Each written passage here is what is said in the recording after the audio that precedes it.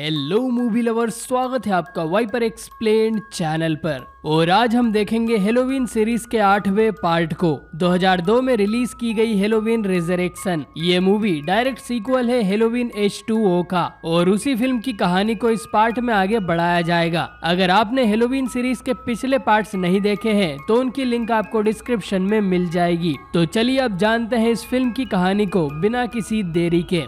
तो जैसा हमने पिछले पार्ट में देखा था कि लोरी ने माइकल का सर काटकर उसे जान से मार दिया था, लेकिन असल में वो माइकल था ही नहीं। एक पैरामेडिक जब माइकल की बॉडी लेने गया था तब माइकल ने उस पर अटैक कर दिया था। माइकल ने उसका गला इतना जोरों से दबाया कि उसकी आवाज ही चली गई। इसके बाद माइकल ने उस पैरामेडिक को अपना मास्क और कपड़े पहना दिए और खुद उसके कपड़े पहनकर वहाँ से भाग निकला। लोरी जिस बॉडी को अपने साथ लेकर गई थी वो उसी आदमी की थी और मूवी के एंड में लोरी ने जिस आदमी को मारा था वो एक मासूम आदमी था, ना कि माइकल।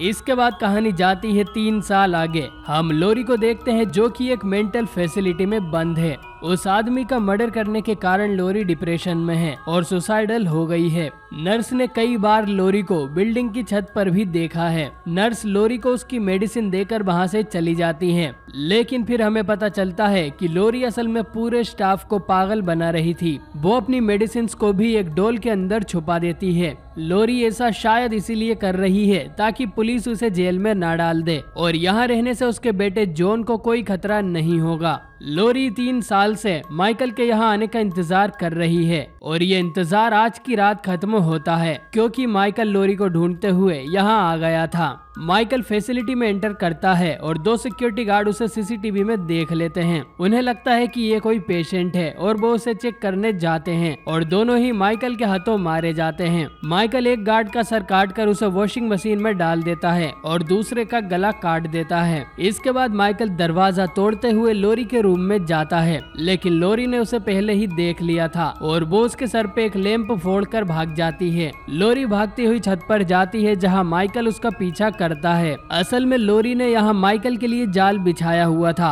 और माइकल इडियट की तरह उस जाल में पैर रख देता है और छत से लटक जाता है और लोरी छत पर यही करने आया करती थी। इसके बाद लोरी माइकल का ही चाकू उठाती है और उसकी रस्सी काटने लगती है, लेकिन फिर माइकल लोरी को पागल बनाने के लिए अजीब बिहेव करता है और अपना मास्क निकालने की कोशिश करता है। लोरी फिर से किसी मासूम को मारने का रिस्क नहीं लेना चाहती थी, बिल्कुल रिस्क नहीं लेने का। तो वो माइकल का चेहरा देखने के लिए उसके पास जाती है, लेकिन माइकल उसका हाथ पकड़ लेता है और उसे भी अपने साथ लटका लेता है। इसके बाद वो उस चाकू को लोरी के अंदर ही घुसा देता है और लोरी माइकल को गुड बाय बोल छत से नीचे गिर जाती है और जी हाँ, यहाँ पर लोरी की मौत हो जाती है। भाई हम तो शुरू होते ही खत्म हो गया यार।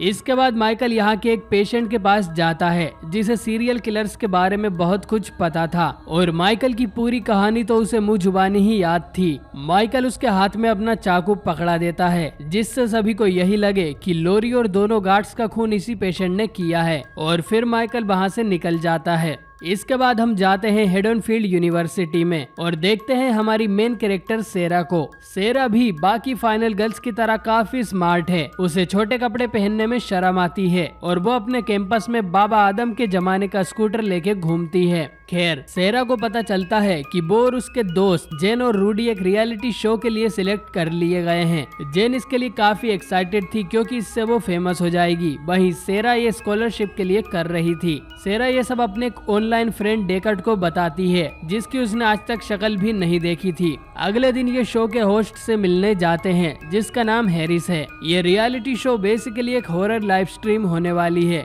जिसमें 6 मेंबर्स माइकल मायर्स के घर में एक रात गुजारेंगे जो कि हेलोवीन की रात होगी और वहाँ जो कुछ भी होगा उसे लाइव स्ट्रीम किया जाएगा। और मैं आपको बता दूं कि 2002 में लाइव स्ट्रीम एक काफी बड़ी चीज होती थी। सेरा और उसके दोस्तों के अलावा बाकी मेंबर्स है बिल, डोना और जिम। अगले दिन हैरिस सभी मेंबर्स के गले में कैमरे लटका देता है जिनसे लाइव स्ट्रीम की जाएगी। वहीं crew member Charlie Myers house में जाकर उसके सभी रूम्स में कैमरे लगाने लगता है, लेकिन इन लोगों को ये नहीं पता था कि माइकल अभी भी इस घर में रहता है। माइकल चार्ली के ट्राइपॉड को उसी के गले में घुसा देता है जिससे उसकी मौत हो जाती है और फिर माइकल चार्ली की बॉडी को भी ठिकाने लगा देता है। कुछ देर बाद सभी मेंबर्स मायर्स हाउस में एंटर करते हैं और इस शो को लाइव स्ट्रीम कर दिया जाता है। है। सबसे पहले ये लोग यहाँ के किचन में जाते हैं, जहाँ इन्हें मिलता है एक बड़ा सा चाकू और एक चेयर, जिसे देखकर ऐसा लग रहा है कि माइकल को बचपन में इससे बांधा जाता था। इसके बाद सभी अलग अलग होकर घर में घूमने लगते हैं। जिम और जेन जूडिथ के बेडरूम में जाते हैं और जेन जूडिथ की तरह आईने के सामने जाकर बैठ जाती है। जिम जेन को एडवाइस देता है कि उसे अपना कंटेंट दिखाना चाहिए, जिससे उनके व्यूज बढ़ेंगे और जेन के फॉलोवर्स भी। लेकिन जेन थोड़ा सा कंटेंट ही दिखाती है और इनकी ये सब हरकतें माइकल दूर से देख रहा होता है।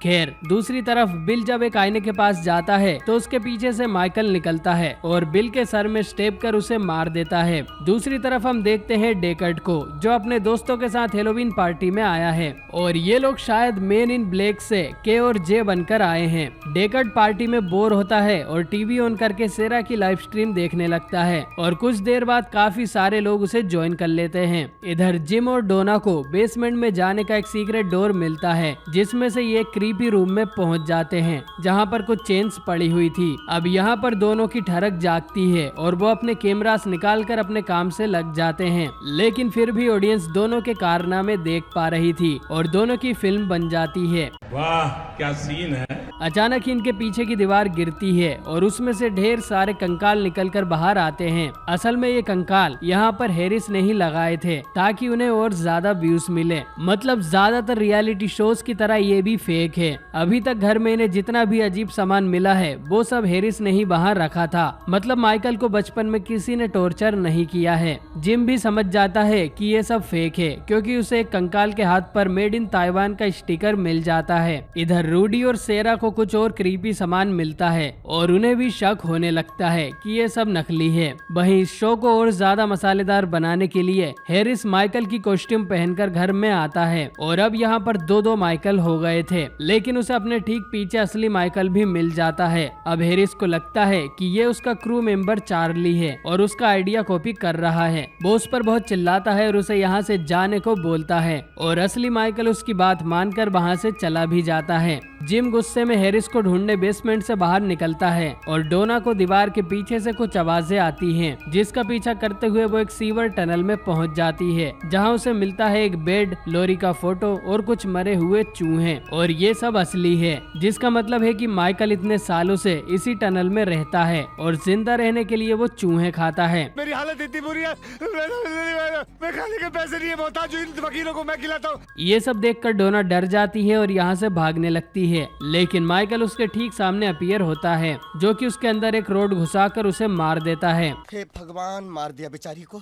ये मर्डर देख डेकर्ड और बाकी लोग हंसने लगते हैं, क्योंकि उन्हें लगता है कि ये सब नकली था। इधर नकली माइकल सेरा को डराने की कोशिश करता है, लेकिन जिम उसे पीटने लगता है। इस पर हैरिस चिल्लाता है कि सभी अपने कैमरे बंद कर दे और फिर वो बताता है कि वो ही माइकल बनकर आया है। वो सभी से कहता है कि वो लोग भी इस नाटक में शामिल हो जाएं और उन्हें इसके पैसे भी मिलेंगे, वरना इस बोरिंग शो को कोई नहीं देखने वाला। इसके बाद हैरिस वापस मास्क पहनकर कहीं छुप जाता है और लाइव स्ट्रीम फिर से शुरू हो जाती है। लेकिन तभी जेन को बिल की डेड बॉडी मिल जाती है। ये देखकर वो जोरों से चिल्लाती है, लेकिन सेरा उसे कहती है कि ओवर एक्टिंग मत करो। और तभी असली माइकल जेन के पास आता है और अपने चाकू से उसका हेड ही अलग कर देता है, जो कि लड़कता हुआ सेरा के पास जाता है और उन्हें पता चल जाता है कि उनकी जान सच में खतरे में है और असली माइकल मायर्स यहाँ आ गया है। वो यहाँ से भागने की कोशिश करते हैं, लेकिन डोर लॉक थे। जिम एक ट्राइपॉड से माइकल को रोकने की कोशिश करता है, लेकिन माइकल उसका सर क्रश कर देता है। इसके बाद रूडी भी 2 चाकू से माइकल पर अटैक करता है, लेकिन माइकल उन चाकू को रूडी के ही अंदर घुसा देता है और उसकी भी मौत हो जाती है। अब इस घर में बस सेरा और हैरिस ही बचे थे।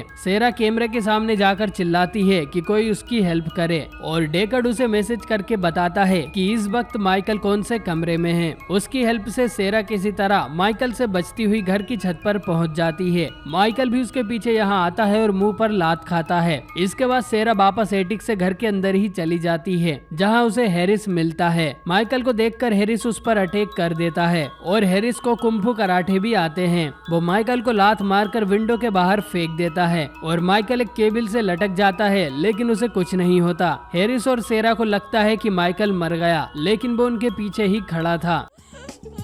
क्या हुआ? इसके बाद माइकल हैरिस को स्टेप कर निपटा देता है। सेरा अपनी जान बचाकर गैराज में जाती है जहां एक और लाश पड़ी हुई थी और फ्लोर पर पेट्रोल भी फैला हुआ था। सेरा एक चेनसो से माइकल पर अटैक करती है और स्पार्क की वजह से वहां एक धमाका होता है और पूरे घर में आग लग जाती है। माइकल फिर से सेरा को मारने आगे बढ़ता है, लेकिन कराटे चैंपियन हैरिस वहां आ जाता है जो कि पता नहीं कैसे पर जिंदा है और माइकल को बिजली का झटका देकर उसे कुछ वायर्स में अटका देता है। इसके बाद वो सेरा को उठाकर वहां से निकल जाता है और माइकल की बॉडी उसके घर के साथ ही जल जाती है। कुछ देर बाद पुलिस, फायर डिपार्टमेंट, प्रेस सभी लोग यहाँ आ जाते हैं और सेरा टीवी पर डेकर्ड को थैंक यू बोलती है, जबकि उसकी जान तो हैरिस और उसके कराटे ने बचाई थी। मेरे पास कोई अल्फाज नहीं है, मुझे माफ कर दे आप लोग सारे, मुझे छुट्टी दे दें। माइकल की बॉडी को बैग में डालकर मुर्दा घर ले जाया जाता है। जाने से पहले सेरा और हैरिस दोनों माइकल का जला हुआ चेहरा देखते हैं और हैरिस उसे गालियां भी देता है। आखिर के सीन में हम माइकल की बॉडी को मॉर्ग में देखते हैं और ऑब्वियसली वो अभी भी जिंदा है और ये फिल्म यहीं पर खत्म हो जाती है।